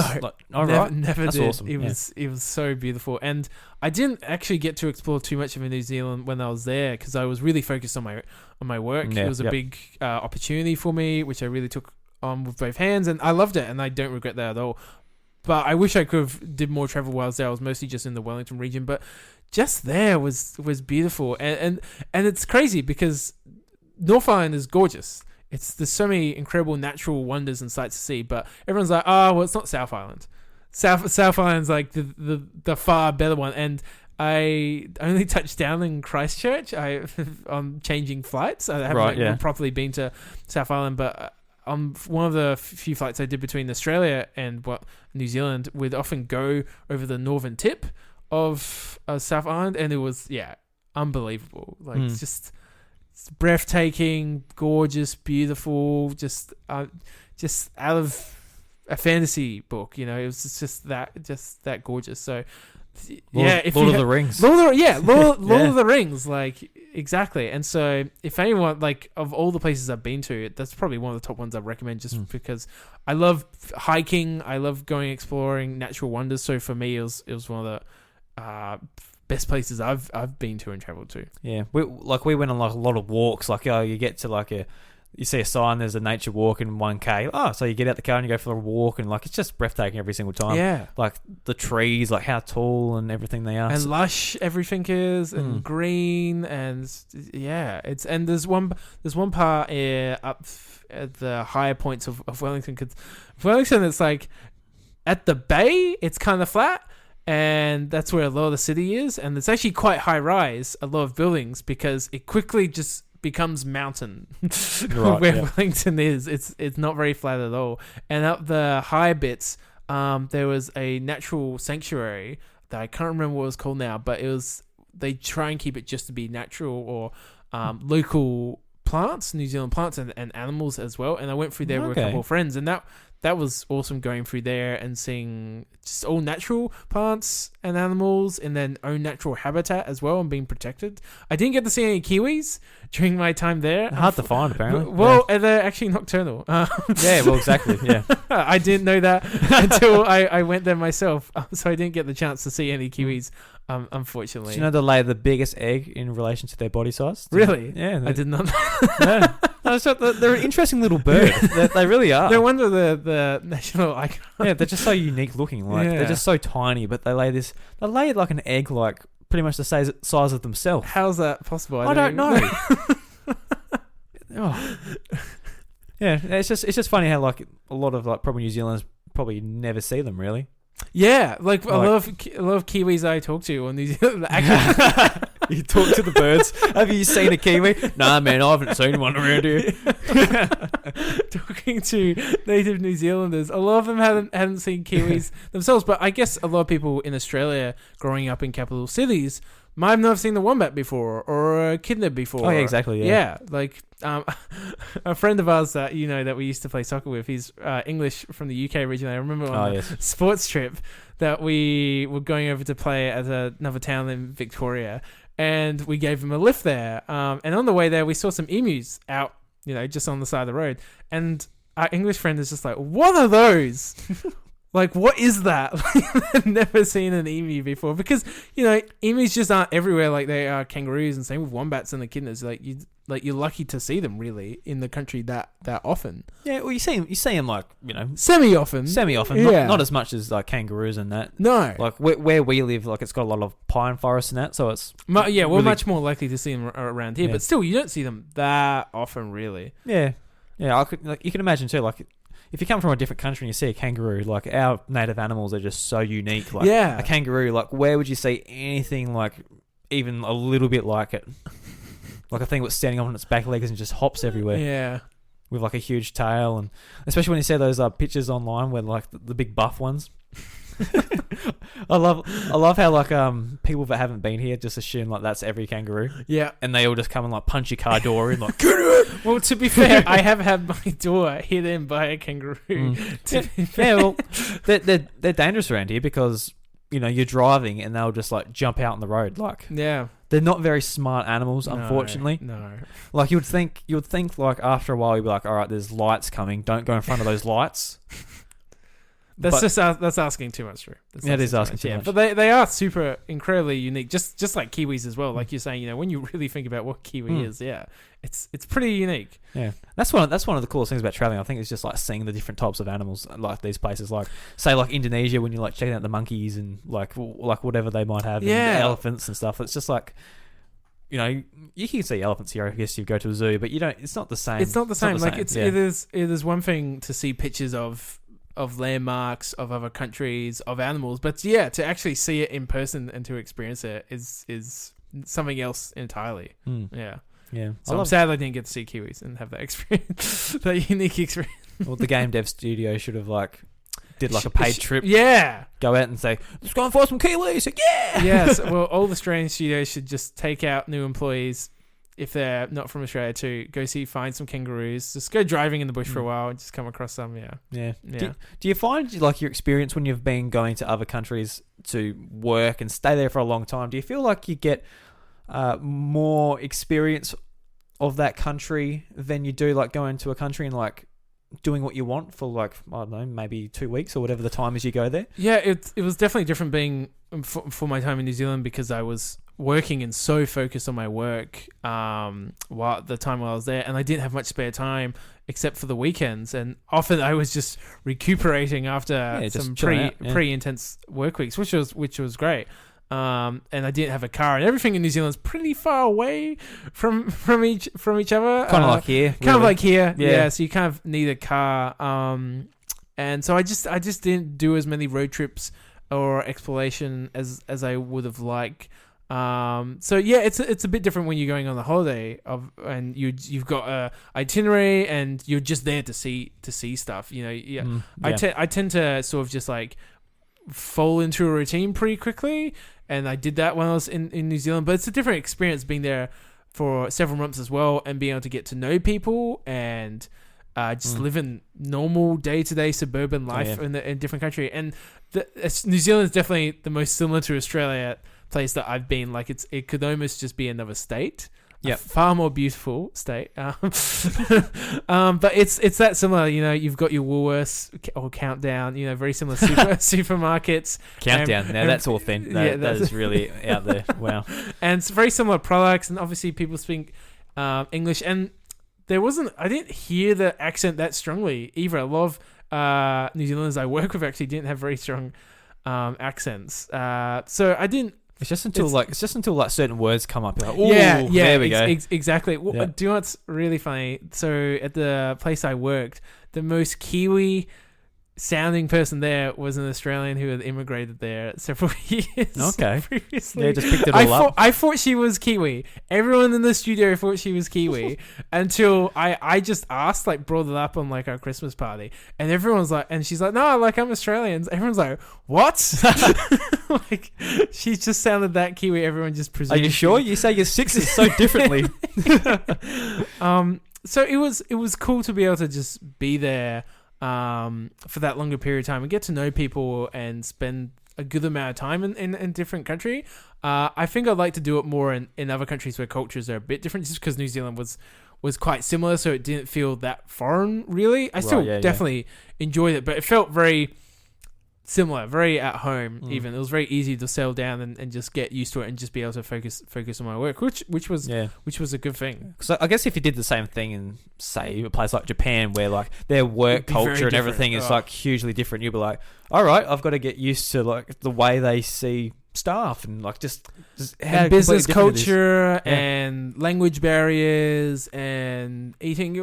So many different things. Very, very different. And that's something I hope I can do in the future, whether it be Japan or other parts of Asia or Middle East or Europe. Like, I really hope I get to travel and for work and be able to stay in those places for a long time. So is that your goal in the future? Sort of like try and get opportunities through work and these types of things to get to other places, or? Well, it's funny that you asked that, because, and I sort of mentioned it, I think, earlier in the podcast about wanting to travel more. I can't remember now, actually. I lost my train of thought. Anyway, but more recently, after finishing up New Zealand, I've actually been very lucky to get full-time work again, but remotely. And I've been doing it for a couple of companies, and I think I kind of want to take it a bit slow for the time being, and being able to, because I've got a partner who's in Adelaide, and she's very keen to travel as well, but it's still a transitional period for her, moving out of home for the first time, being independent, working full-time for the first time. So there's a lot of things there, and so it's kind of like just moving again, like after being away from family and friends and my partner as well for 6 months. It's a reasonable amount of time, and so I've definitely started to get a bit homesick and miss people. So being able to just slow it down a bit and very luckily be able to work remotely and do that and be able to support and be with my partner a bit more, and just for the near future. And if work opportunities do come up in the future in the next in another couple years or something like that to be able to go internationally or somewhere else, I'd probably be more open to it then. And I like in a long time, I definitely want to. Like I hope I can, and hopefully will be able to do with the line of work I have so far, because the games industry is such a global industry. And well, it's a global industry, and it's also mainly elsewhere. Mainly elsewhere. As well, that's not in Australia. I'm very it can be actually kind of tough to find work in Australia, and that's why I went to New Zealand for 6 months for work, because that was one of the few opportunities that came up for me last year. Yeah, I guess it's very different to you now too. Like you've got more things to think about too. Like you've got your partner, and you've got,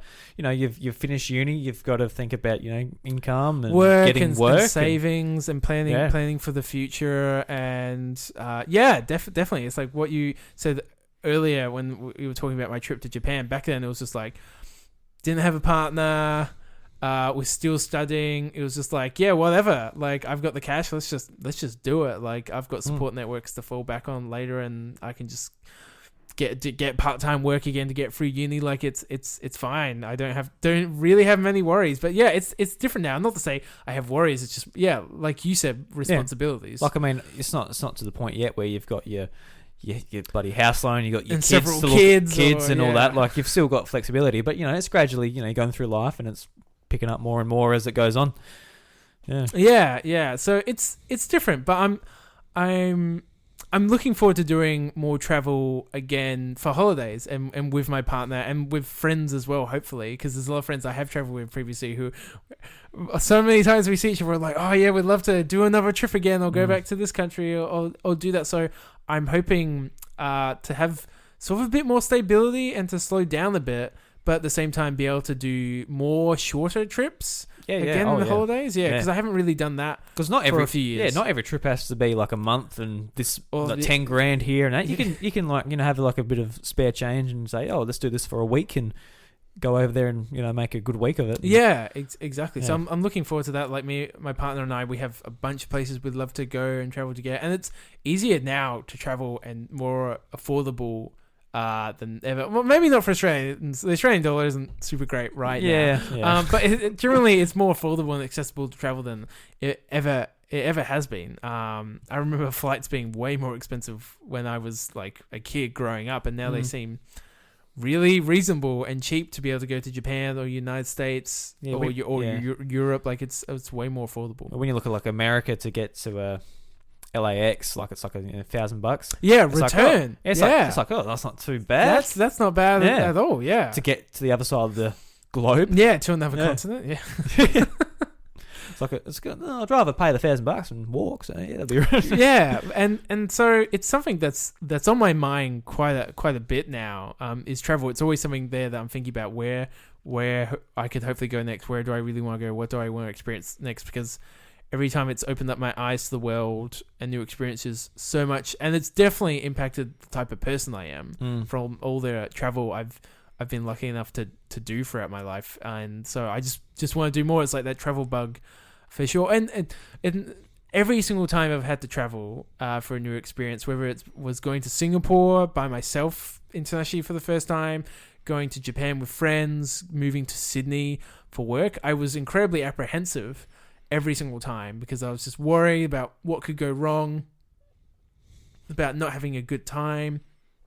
And every single time, I loved it. Every single time afterwards, for better and worse, they were good, informative experiences that informed how I see the world and maybe the person I am today. So I can, I can't encourage people enough to travel, whether it's for holidays, whether it's for work, for whatever reason. Like, I feel like it just makes the world feel so much smaller as well. Like, kind of makes it feel bigger as well, to some degree. Like I felt like when I went up the East Coast, for example, like like I drove the whole thing and got back. And usually when I'd go for a drive to Adelaide, I feel like 4-hour drive, 400 k's. I feel like feels like a big trip. Yeah, like it's such a big trip. I'm in the city now. Like I'm a long way away from home. But when I got back from Cairns.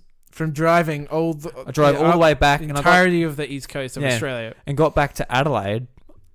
When I got to Adelaide, I'm like, oh, thank God I'm home. And I was still not home, but it was like I was that much Adelaide didn't feel far away or big or anything compared to what it might have used compared to the trip you had just done. After going to like bigger cities that are further away, that literally felt traveling more across foreign. the biggest island, one of the biggest continents in the world. Yeah. Yeah, and like I feel like if I went to Japan or like a country which is just like holy crap, this is way different from what I'm used to. Like that feeling would be that much more amplified. So, yeah, definitely. Yeah.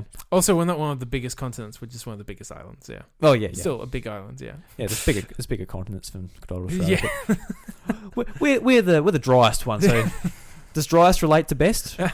I think so. I think so. When it comes to Australia. So I guess what are 5 countries you would like to go to?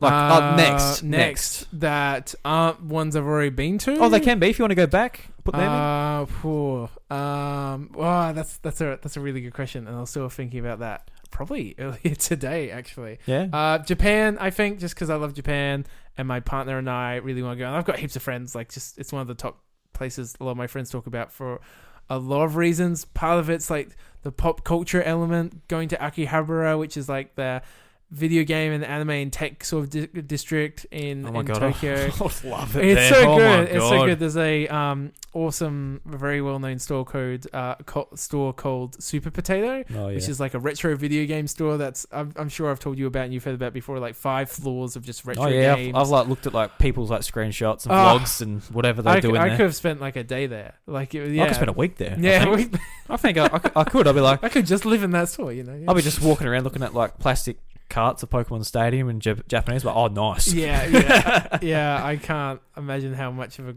good time you'll have in Japan. Well, and just to go to the regional areas as well, to go up north, to go to the hot springs, to go to Hiroshima. Like there's so many places and things I'd love to do in Japan. I'd love the hot springs. Yeah, and the food, like the food is just phenomenal.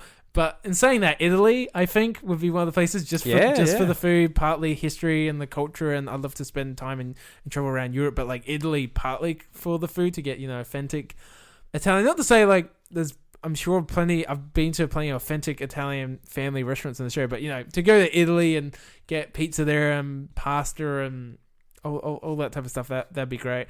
Ireland has always been sort of a country I've gone to. Like I've got Irish heritage. It's a few generations back now, but still, it's just always one of those places that to sort of go back where my family is from. My mum's side is from Southern Ireland in Cork, and my dad's side from Northern Ireland, across the border. And so be able to travel through there and just it just always feels like something I've wanted to do. Like, just feels very family, even though it's like heritage. See where you come from. Exactly. And maybe meet a few more Seamuses. I haven't met too many in Australia. You met a few over there. You met a few. Probably. We like the name John or Sam. Yeah, here, like Seamus. Well, I've actually heard Seamus is actually a bit of an older name in Ireland, so there actually isn't as many as you think. Yeah. Where else were I? United States and Canada. I'm just going to put them together, like just North America. Yeah, they're next to each other. General, I used to be much more interested in and wanted to live in America, and that's partly due to the games industry. A lot of it being based in the United States, a huge hub for it. But in recent years, and just learning more about the United States, and it's probably not a place I really would want to live, or definitely live there long term. I'd still love to travel there though, and Canada as well, mostly because of how beautiful they are, and Canada. and the United States as well. Oh yeah, absolutely. And that's one of the countries I really want to go to. Go throughout the Rockies and be able to travel to. It's such a big country, United States in itself, and such a diverse country, and all the different states, all the different cities, to be able to travel around. I've always wanted to do a road trip just throughout America, travel through LA and San Francisco to Seattle, Vancouver, and Portland. Yes, Vancouver's in Canada. And to go throughout the Midwest and to go to Chicago, and Kansas City, and then to go up to Boston and New York, go down south to Miami and New Orleans. Like, they're all just so different, and to sort of to experience all those different places that in just the one country, it's something I really love to do. Yeah, it's definitely something they have over us. Just, I guess, variety throughout. Yeah. Because we have variety too. Like Melbourne and Sydney and Adelaide are very different. But we've only got relatively to what we know. Yeah. But compared to America, New Orleans compared to Seattle, compared to Boston, compared to New York. New York, all Yeah. fairly different in their own ways. And that's kind of 5 countries. That's 5 countries, Canada and America as well. Ireland, Italy, and Japan. Yeah. For me, I think, for you, I'm really interested. What would well, be your 5? well, for me, one would be Japan, like I said earlier, Yeah. just for all the reasons I stated before. Really interested in it, and I think it would be just like a great eye opener.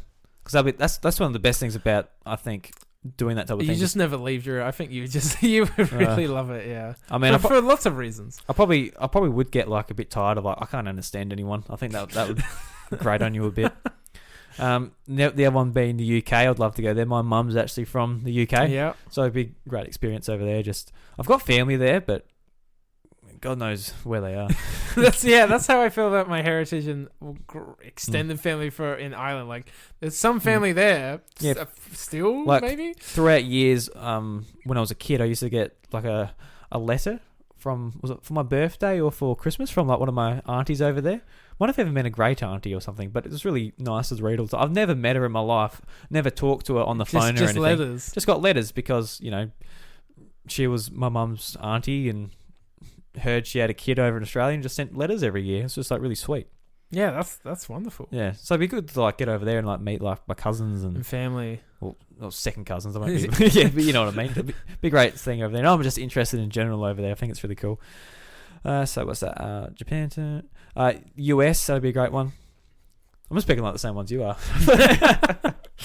So yeah, the US for obvious reasons. Canada. That's a great one. A lot of Australians go to. A lot of my friends have gone to Canada. Yeah, plenty of my friends as well. Yeah. Yeah, and they send like pictures and like, oh my god, that is stunning. Like, and it's a good country to get into with Australia, obviously with the Commonwealth. Yeah.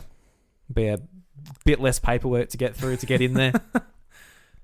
I've got lots to like. Obviously, a lot throughout Europe. In general, I think Germany would be an awesome country to go to. I'd love to go to Germany. Just see like their cities, and I think the food sounds awesome. yeah, like the food sounds great. There's a place the sausages. I love sausages. there's a place in Melbourne which is like I don't know if it's owned by Germans or it's just German themed. I assume it's just German themed, but it was cool though because you got like the authentic German beer and you got the food. I'm like, this is great. If I went to like the festivals over in Germany where you just like got this liter of beer and you're just like sloshing it, I could get amongst that. I could just definitely play get the amongst sausages in front of you. Yeah, man. Yeah, I love sausages. Yeah. I said that before. Do I have to say it again? I love sausages. No, and that's the thing. Like Germany, yeah, it's Big Frankfurt. it's such a well developed, like a really highly developed, like leading nation in Europe, and really rich culture as well and history. So yeah, I'd love. That'd be an awesome country. Yeah, I heard it described to me that like the workforce over there, when they say like, if say you say to me like, oh, what are you, Drew? And I'll say, oh yeah, I'm a farmer because that's my job or Profession, whatever. yeah. Profession. But over there they'll say like, I'm an artist. And you're like, oh, do you make money doing your art? So no, that's what I like to do. They sort of describe themselves as like their passion rather than their career. Wow. And I always like really respected them. And that's a great way to go about life. Sort of describe yourself as what you, I guess, want to be and what you see yourself as, rather than aspiring to be, rather than just what you are right then and there. Yeah, because you could be working a job which makes money for you, and everyone needs to pay the bills. Yeah, but you don't call yourself, I'm a accountant or all this. They'll say, I'm a artist or I'm an athlete or whatever they want to describe themselves as. Yeah, I always really respected that. That's really cool. I've never heard that before. Yeah, I don't know where I heard that somewhere too. It's like someone describing their experience over there. Like, that sounds awesome. Yeah, so that's what sort of put it in my mind, like, oh, that'd be great to go over there. And because my mum as well, she went backpacking throughout Europe, and that's how she actually come to Australia throughout backpacking and met my dad that way. Oh wow! And she's always telling me stories about these different countries she's been to. I'm like, that sounds like a good one to go to. Once again, I like sausages. Yeah. So yeah. Anyway, Seamus, I think that brings us to the end. Yeah, that was great. Thank you so much again for having me on for your first episode of your new podcast. Mm-hmm. No, thank you very much for coming on. It was good fun. It was great. I hope it comes out all right. I think it will. I know it will. I think it was a good conversation. Yeah. I hope everyone listening has enjoyed it, and I'm sure Drew would appreciate you writing in and telling him about your traveling experiences and your favorite countries you've been to, and absolutely. If you have like the top 5 countries you'd like to travel to, or some of your experiences, let me know on Twitter at iDruby, and all about it. Anything you'd like to leave the listeners with, like any plugs or social media you'd like to say before you leave? That's all good. I just hope everyone listening had a great time. All good. All right, Seamus, thanks for coming on, and we'll see you next time. Yeah, gotcha. Thank you so much for listening to A Drew Story. If you enjoy the show, be sure to subscribe and leave a 5-star review on your podcast service of choice. It all helps new people discover the show. Also, if you're interested in supporting the podcast I create, as well as gaining exclusive access to shows like Crack and Furfies, please consider heading over to patreon.com/iDruby. And thank you to our very first patron, Eric Zutch. You're a legend, dude. Thank you for your support. Until next time, have a good one.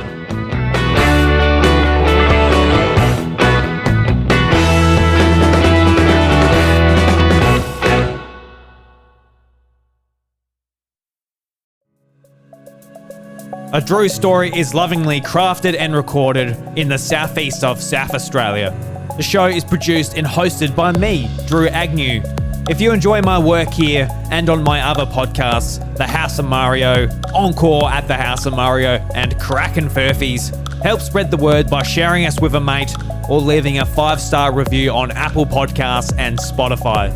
If you'd like to show further support and help me achieve my goal of freeing up 1 working day a week to spend more time refining and creating podcasts, please consider checking out patreon.com/iDruby, where for only $1 you get access to my secret recordings where I share everything behind the scenes. A big thank you to the legend DJ for supporting the content at the podcast producer level on Patreon. From the bottom of my heart, thank you.